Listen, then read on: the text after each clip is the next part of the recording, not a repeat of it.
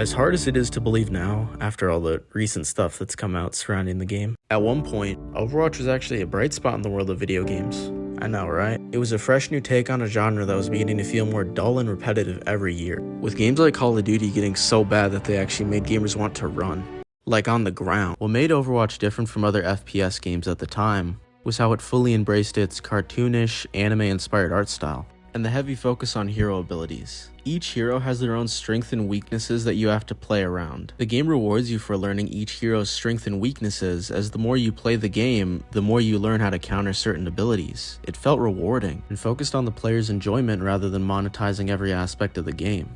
I mean, sure, it had loot boxes like every other FPS game at the time, but it was only cosmetics. They didn't put stuff like meta weapons in it or heroes. Basically, none of the core gameplay was locked behind a paywall. Overwatch had so many tiny little details that made the game so great, and the devs really cared about what they were creating. They were passionate about Overwatch, and it really showed through in the game's quality. It was a great experience and actually really fun to play. I have some great memories playing this game with friends and would go as far as to say that, around this time, Overwatch was my personal favorite game. It felt rewarding to level up, and the game had a ton of content to keep the community engaged. Flashy cosmetics and seasonal events. It was exciting to be a part of, and Overwatch quickly became a juggernaut in the video game space. When it first launched, it felt as if Overwatch was almost universally loved and respected, receiving high praise from both players and critics, making a reported $1 billion in revenue in just its first year, and eventually winning Game of the Year. Millions of players across the world found themselves falling in love with Overwatch, and how could they not? It felt like it had something for everyone. With a variety of unique maps, a diverse and colorful hero roster, and last but definitely not least,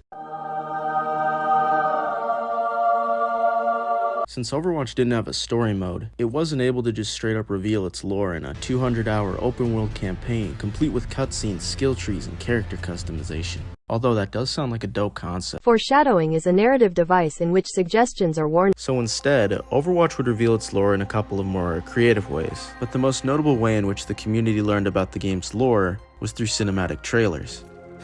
You're one of those heroes, aren't you?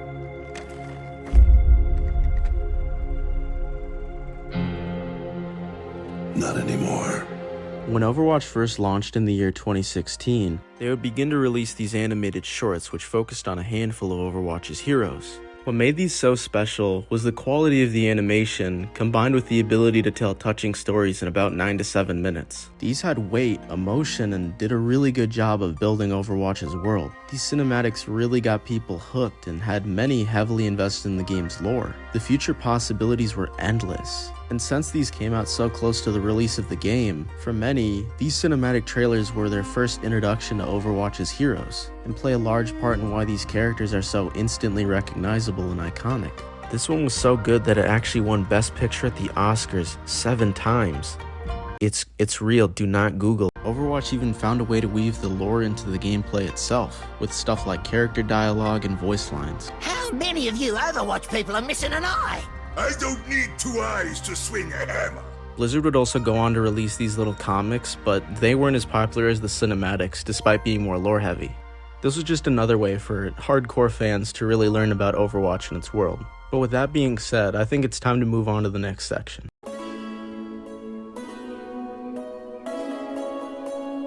Overwatch's gameplay, characters, and lore all combined to create something special. And while there were some obvious flaws, this still felt like it was as good as it gets. Overwatch felt exciting, it felt interesting, but most of all, it was actually fun. The developers really felt like they knew what they were doing. It felt like they did everything they could to make the game enjoyable. It had a good reputation, as many recognized the game's potential.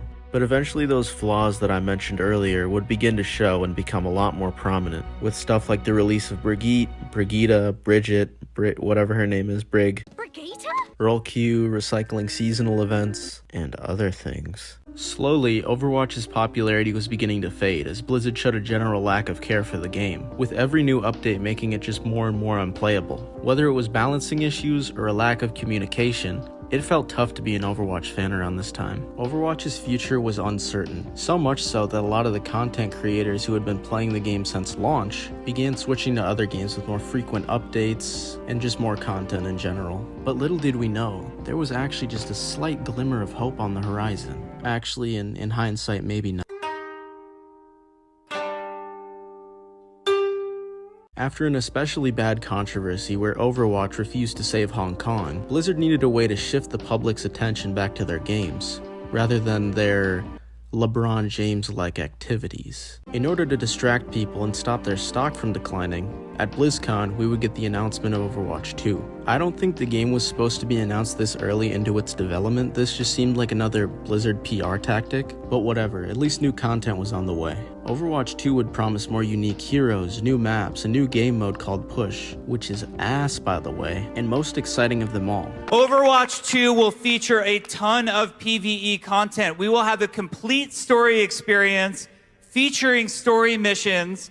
A story mode. Players had been asking for this since Overwatch first released those cinematic trailers in 2016. The lore that captivated so many players and caused them to fall in love with the game's characters was finally going to be expanded upon. And as we got more information surrounding the story missions, the game's hype grew to an unreasonable level. The developers promised hundreds of story missions, allowing us to learn more about fan-favorite heroes like Tracer and Lucio. New abilities, individual skill trees for every single hero, a new progression system and ability customization. They even showed off some of these new hero abilities in the gameplay trailer for Overwatch 2, and they looked amazing. Junkrat can dual-wield grenade launchers, and we've had Mercy be able to area effect res their whole team at once at super long range through walls. It's been a ton of fun, kind of like mad scientists making all this stuff. The co-op story missions were described as highly replayable, so this wasn't supposed to be like your average seasonal arcade mode, which Overwatch had been doing for a while. But even those arcade modes were loved by the community, so this was very exciting news. Basically, after this announcement, Blizzard would abandon Overwatch 1 in order to work on the second game. And even though it sucked to see less frequent updates and no new heroes, the community was still fine with it. Not really, but there wasn't much they could do, so they just waited. And it was tough. I mean, there wasn't much to do at this time. It was either get stomped in a competitive game or lose your dignity in a custom games lobby. We were getting frequent updates on the development of Overwatch 2. It gave the existing player base a reason to continue playing the game, confident that at one point we'd eventually get that story mode. But we would learn that not all good things last. The first cause for concern would come in April of 2021, when Overwatch's game director, an employee of 19 years, Jeff Kaplan, would leave Blizzard. Neither Jeff nor Blizzard gave an official reason as to why he left at first, but we would eventually learn that apparently this was due to corporate BS. It was concerning to see Overwatch 2's game director leave basically halfway through its development. And to most in the Overwatch community, Jeff was the face of the game. He had been the person that we'd become most accustomed to in every single announcement video and trailer. Not only was Jeff the face of Overwatch, but he seemed like he genuinely enjoyed working on the game and wanted to see it reach its full potential. And from what we're hearing now, it seems like he really stuck his neck out for his team so that they could create the best game possible. So seeing him leave a project that he had put so much work into basically halfway through development didn't look good. Not gonna lie, it kind of felt like the passion died with him. This one's for you, Jeff. The second cause for concern would come later that year, when new allegations surfaced against Activision Blizzard, accusing them of harassment and harboring a frat-like work environment. The abuse apparently ran so deep that one of Overwatch's heroes had to be renamed, because he was originally named after an employee who participated in the abuse. People were even stealing breast milk, I guess? The reason why I'm not going into more detail or spending more time talking about this isn't because it's not important, but because it's not really the point of this video and it's just really sad. But basically,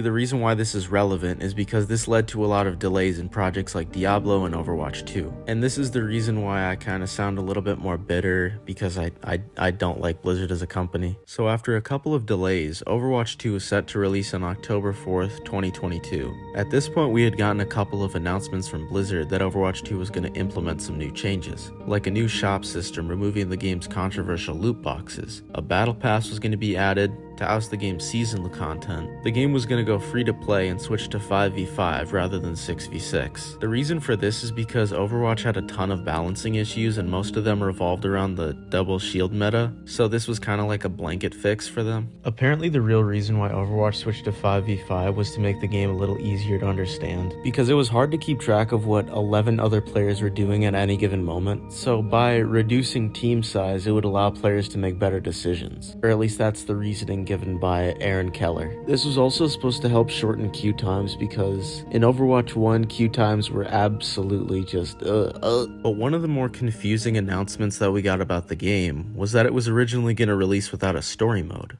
At least, at first. Shifting our plan for Overwatch 2 to enable you to play it sooner. This starts with us decoupling the PvP features of the game from the PvE systems so we can bring you PvP sooner. This didn't really make much sense, as Overwatch 2's whole existence was based around the fact that you would have a story mode. I mean, it was promised in 2019. And also, Overwatch already had a way to play PvP mode, so it made no sense to give players a game that was supposed to be nearly identical to the first, minus a tank. It would be nice to finally get some new content, heroes, and events, but the majority of the community would rather go a year or two without frequent updates on the first game if it meant that the dev team would put all their effort into the story mode. Because all this decision would really end up doing was taking away time and resources from the PvE mode. But despite all the questions and concerns surrounding Overwatch 2, the game's hype was still building. And it wasn't just bringing back old players who left the game behind. Since it was free to play, the game was also attracting new players who wanted to try out the D.Va Widowmaker game. Everyone waited in anticipation to see what would happen, and I mean, it would be pretty hard to mess this up. All Overwatch 2 had to do is meet people's expectations and deliver an actually competent game. And with Blizzard's track record of all the great games that they've put out, this was more than likely. Players look back at Overwatch 1 with fond memories as its servers finally went offline, reminiscing on all the good times and memories. Sure, the game wasn't perfect, but it was still really fun and enjoyable. But we were prepared to put Overwatch 1 behind us, as October 4th rolled around with the highly anticipated launch of Overwatch 2. Wait, what the fuck is this? Overwatch 2's launch was a complete disaster, and probably the worst launch of a AAA game I've ever seen. So many things went wrong, it was honestly impressive. To be honest, it was only like 2 things, but still. The first tiny little small minuscule issue was you weren't able to actually play the game, or at least the majority of people weren't able to. For the first 2 days of Overwatch 2, players were stuck in a massive queue where all they could do was wait, with the queue constantly resetting and kicking you back to the end of the line. And if you somehow managed to get into the game, you were kicked out within like 2 minutes and forced to sit in the queue once again. I know this image has given so many people PTSD, and apparently some people were having problems getting their account progress back as a lot of their cosmetics were just completely wiped from existence. And there was no alternative because Overwatch 1 servers went offline in order to drive traffic to Overwatch 2. So basically, there was no way to play Overwatch for a couple days. But eventually, the queue was fixed and people were finally able to get into the game. But what was waiting for them at the other side wasn't exactly much better. 2 of the game's heroes, Mei and Bastion, were removed from the game immediately following the discovery of a game-breaking bug.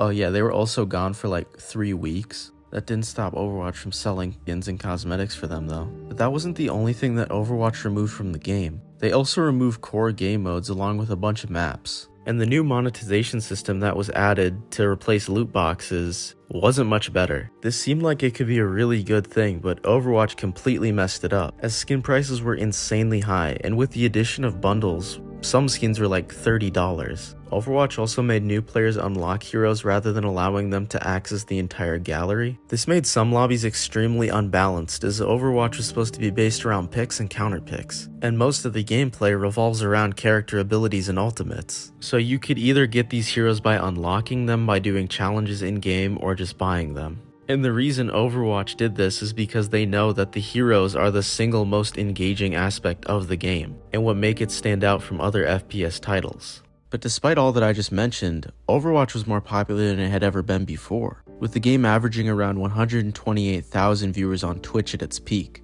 Going free to play seemed like the right thing to do. I remember all the excitement around Overwatch finally returning and coming back.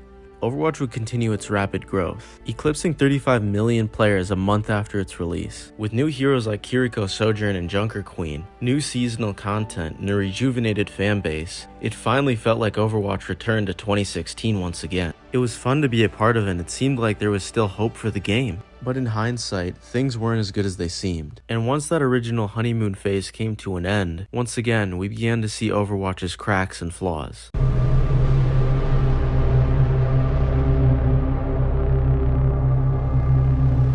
Usually whenever you level up in a game, you're rewarded with a cosmetic item, a weapon unlock, or something of that nature. This gives you incentive to keep playing the game and get the next available item, even if it's just a new player border. In addition to the reward of a new unlock, every level you also get to watch your account's level rise as you become more experienced, kind of like a badge of honor. There's always something to look forward to as the game thanks you for playing and attempts to keep you engaged. It recognizes that the player needs a goal or an incentive to make the game's experience enjoyable, unless the game is Overwatch 2. In Overwatch 2, all of your XP earned by playing games or completing challenges goes directly to your battle pass level. This would be fine if the battle pass level was separate from your overall account level, but it's not, and it's your only form of real progression. It also doesn't help that you have to pay for the premium battle pass to get access to all that it has to offer. So if you choose not to buy the battle pass, you're only getting a reward every 2 levels. That's until you reach level 80, where the game caps the rewards it gives you. And this would be fine if the battle pass was decent, but it's completely disappointing. It's basically filled with voice lines, player icons, and souvenirs. I've never seen anyone use these in game.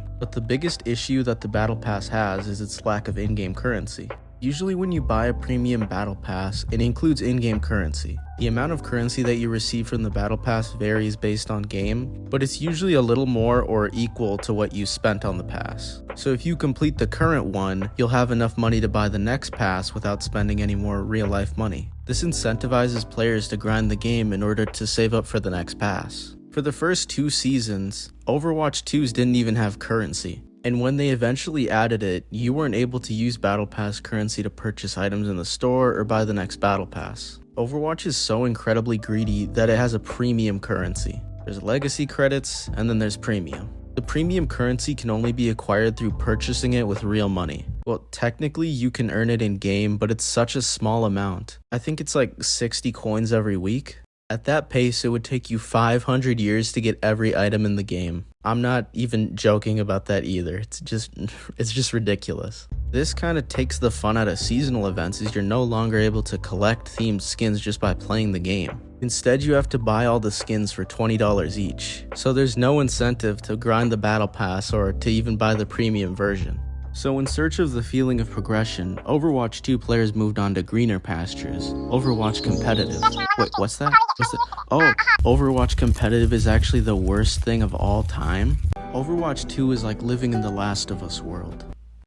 Except infinitely worse. Now let me explain why Overwatch Competitive is so disappointing. Usually a game's ranking system is based off of comp points or elo. You get a small amount of elo every time you win a game and lose a small amount every time you lose. You get the picture. The points are based off of multiple factors like your team's performance and your personal stats. So even if you lose, if you have a good game, you lose less elo. Games like Siege, Apex, and Overwatch 1 had this system, but Overwatch 2 just throws it completely out the window for something worse. As your rank only adjusts after you win 5 games or 15 losses. This makes competitive losses feel so much more devastating and kind of make you just want to turn the game off. And it's kind of discouraging when you rank up just to see that you have to win 5 more games.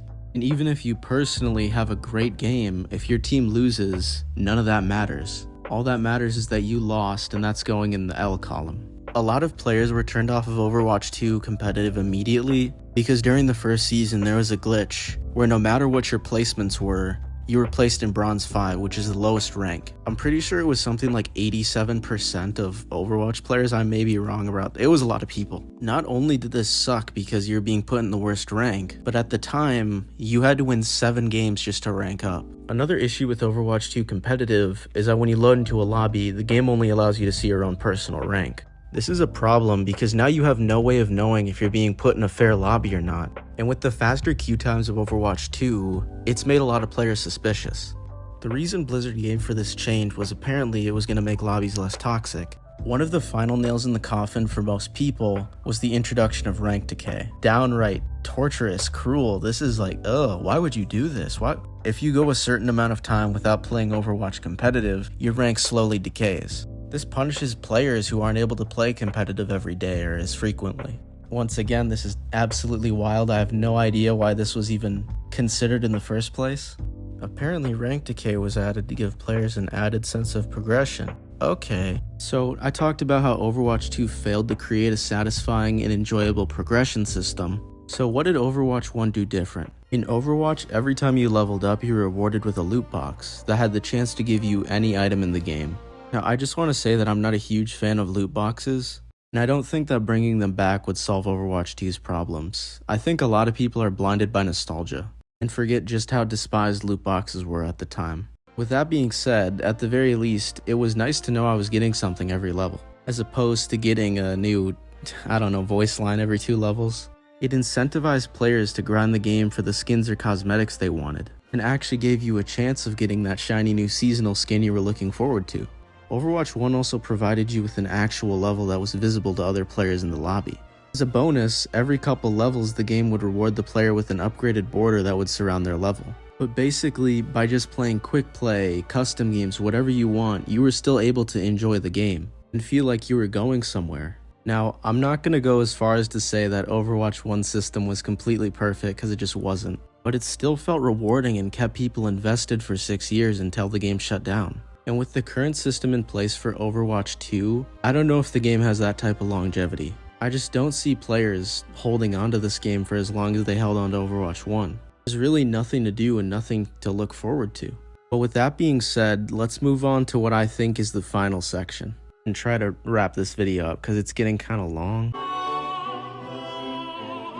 Now, fast forward about 9 months and Overwatch 2's on what seems to be its last leg. All the new players attracted by the free-to-play model are pretty much all gone, and the game's player base seems to mainly consist of those who were playing Overwatch 1 in 2021-2022. The balancing is awful, with changes only happening seasonally, and the developers seemingly refusing to listen to the player base. There's nothing to look forward to, nothing to be excited about. And it just seems like every new piece of news we get is some kind of negative. Recently, we just got the announcement that Overwatch 2's highly anticipated hero mode is cancelled. It's clear that we can't deliver on that original vision for PvE that was shown in 2019.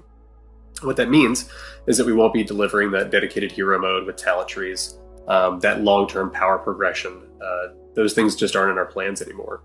I wanna smash everything in my room. I wanna smash absolutely everything. 3 missions as opposed to the promised hundreds of missions is disappointing. The reason they gave is that they wanted to put all their time and resources towards the PvP mode. As you can imagine, this devastated many players. And for a lot of people, this was the final nail in the coffin. This was their reason for leaving Overwatch. I mean, Overwatch 2's whole reason for existing was so that we would get this hero mode. So now the game just feels kind of lost and pointless. And a lot of people are pointing out that it kind of just feels like the real reason for Overwatch 2's existence is to implement the new shop and battle pass system. I feel kind of sad saying that I'm disappointed by this multi-million-dollar company, but yeah, the game's quickly losing popularity and it seems like it's on a rapid decline. It even seems like this is going to be the final season of Overwatch League. Watching Overwatch decline over the course of the last 7 years is like watching a once young and promising player succumb to injury. It's just depressing. So many bad decisions leading to more bad decisions, eventually leading to where we are now. And to make it all the worse, it seems like it's completely Overwatch's fault. They just keep stepping on their own toes. Currently, Overwatch 2 is introducing features from Overwatch 1 like the on fire system, despite the fact that it was basically already in the game. Do you know who else removes features just to add them back years later? Madden. You know, the game that's widely known as a yearly cash grab and looks like this in the year 2023. I used to play Madden religiously, I'm not proud of it. At the pace Overwatch 2 is currently at, it seems like the game is set to slowly die out over the course of the next few years. This vid is already getting a little long and I don't have much more to say, so I'm going to try to end it. I hate to end in a negative note, but it's really hard to make this positive considering I'm talking about this game. I'll always look back fondly on the good times I had on Overwatch. So many great memories and moments that I still think back on fondly. And it's always fun to reminisce, but I think I'm just done. And to quote Aristotle, if you promise a story mode, you should probably make a story mode. Thanks, Evan.